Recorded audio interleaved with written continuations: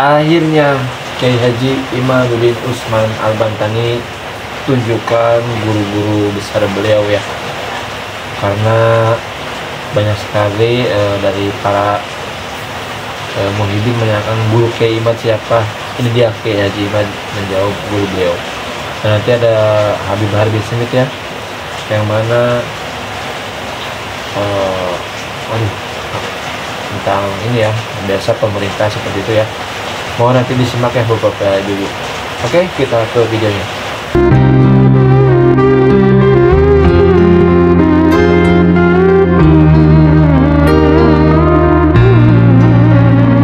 Apakah saya bisa nahu sorab?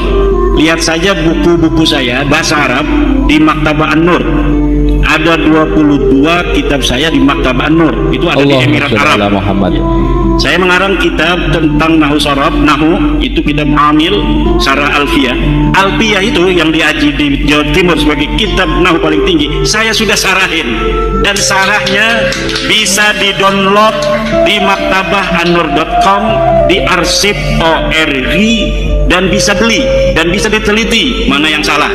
Itu dalam kitab nahu. Dalam usul fikih saya ngarang Talkhisul Khusul dalam usul fikih.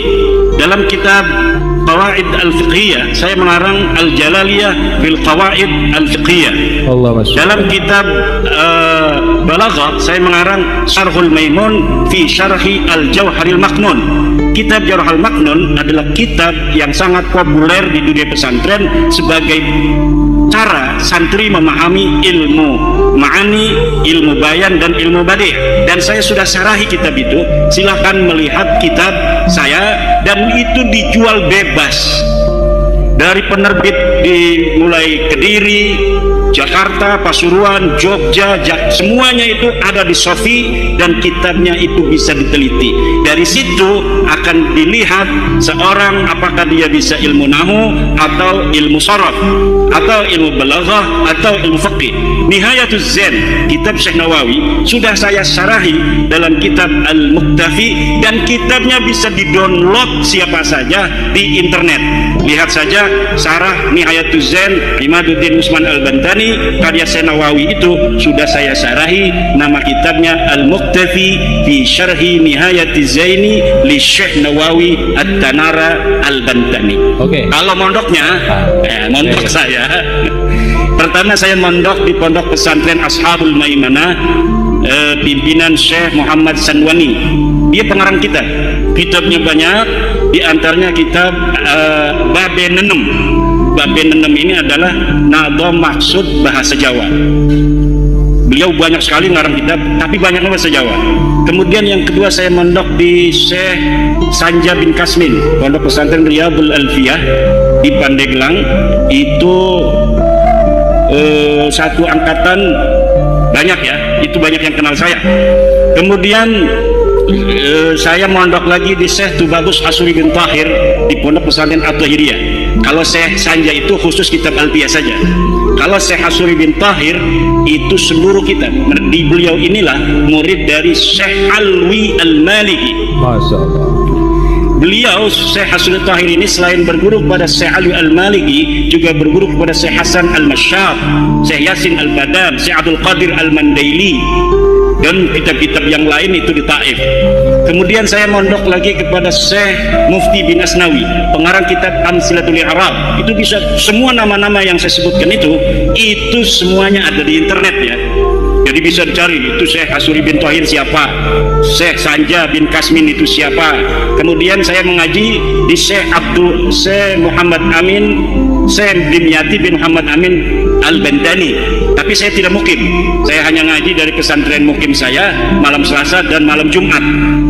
Ngaji kitab Ukhudul Juman pada Buya Dimyati. Abu Dimyati itu seorang sufi yang tidak pernah bicara tasawuf. Dia ngajinya kitab alat, ngajinya kitab tafsir, ngajinya kitab fikih. Itulah sufi yang asli. Orang sufi bukan ngomongin tasawuf halu-halu begini-begini kepada orang seakan-akan dia sudah sampai pada derajat tertentu. Orang sufi asli itu, tasawuf itu adalah fil a'mal, dalam bagaimana dia membawa tasawuf dalam akhlak, dalam tingkah laku, dalam kehidupan, bukan untuk dibicarakan. Kemudian saya mondok lagi pada ilmu tauhid pada Syekh Obay Hasan Basri di Kerawang. Saya mondok kitab-kitab alat di pesantren Warudoyon di Sukabumi.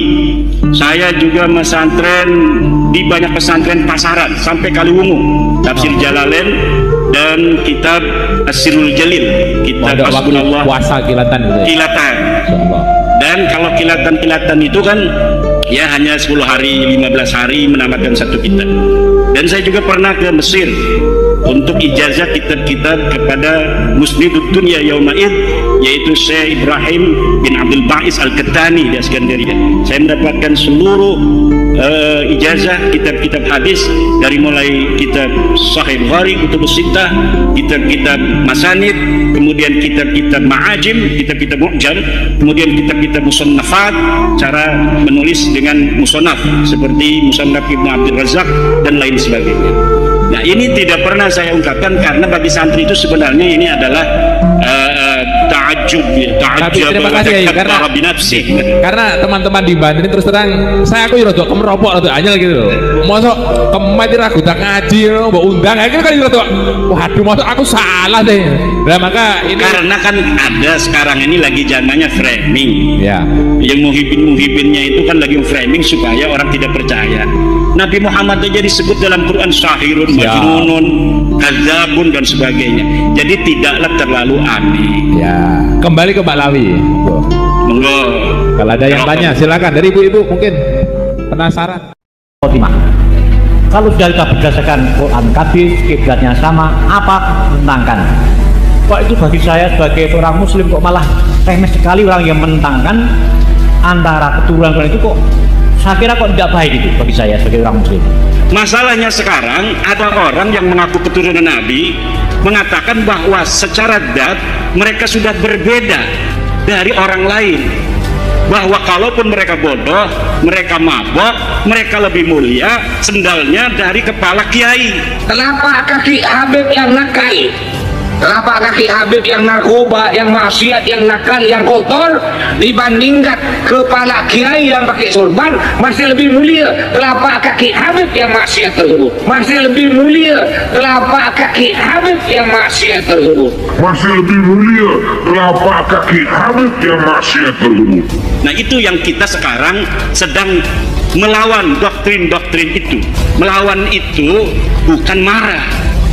Kalau marah itu nggak ada arah.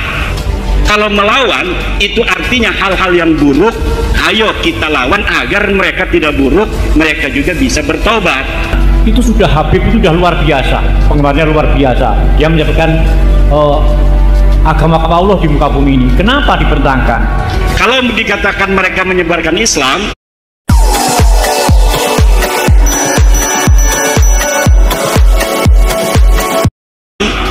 kan bisa selawatan, tapi yang menyebarkan Islam kan Wali Songo. Wali Songo itu adalah keturunan Nabi, bukan dari Baklawi, tapi diakui oleh mereka dalam kitab mereka tahun 1984 bahwa Wali Songo keturunan Baklawi. Tidak ada manuskrip yang memperkuat itu.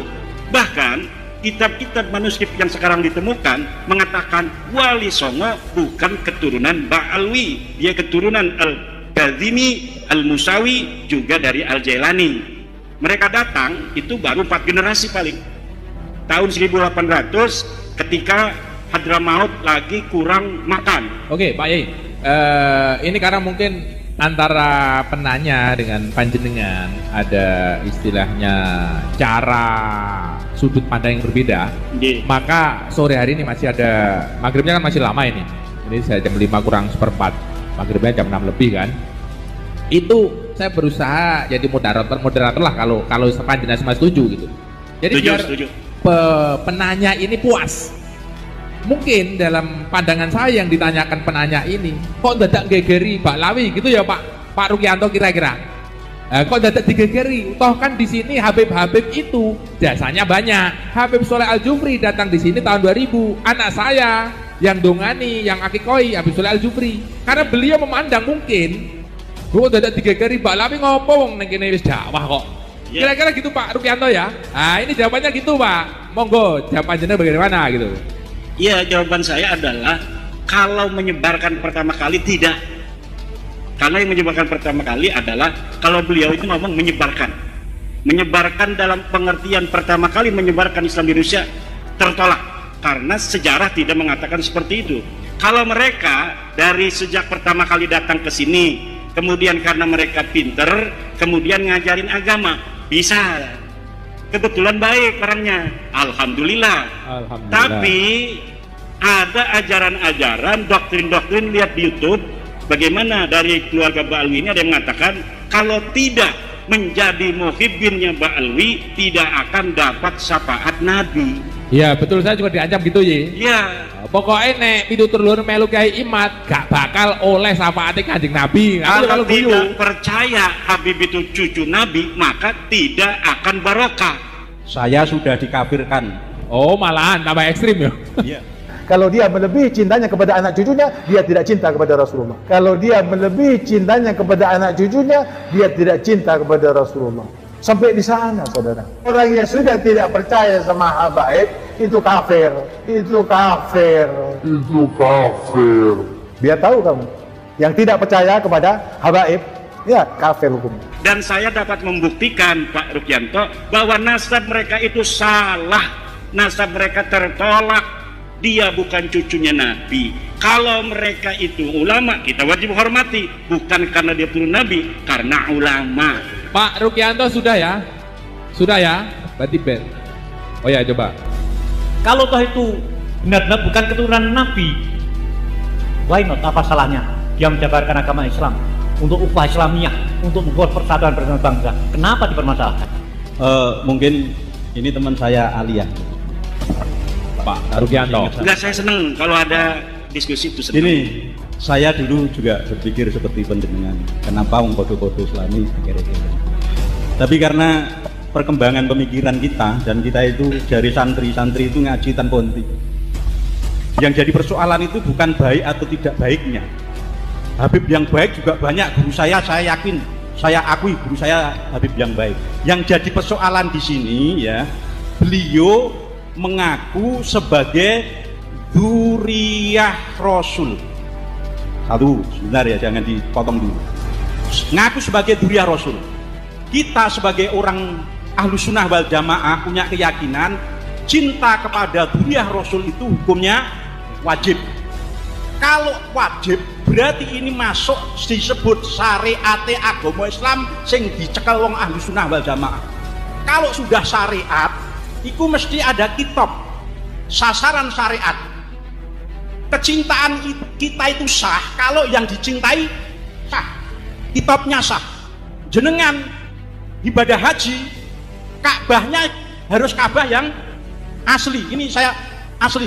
Jenengan tenggene Pak Waloyo muteri Ka'bah ini ping 1 juta lah. Tapi karena Ka'bahnya palsu, bisa nggak dikatakan haji? Ka'bahnya no gedangi tuh ale.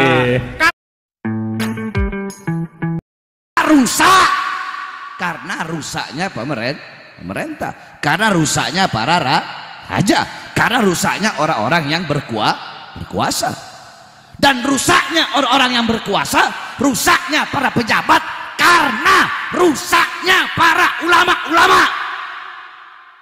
Apa Beb? Maksudnya rusaknya para ulama?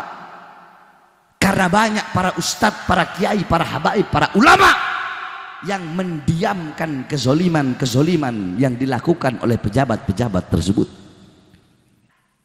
Sesuatu yang batil yang pemerintah lakukan, mereka bilang hak. Kenapa? Karena mereka jadi penjilatnya pejabat, anjing-anjingnya pejabat.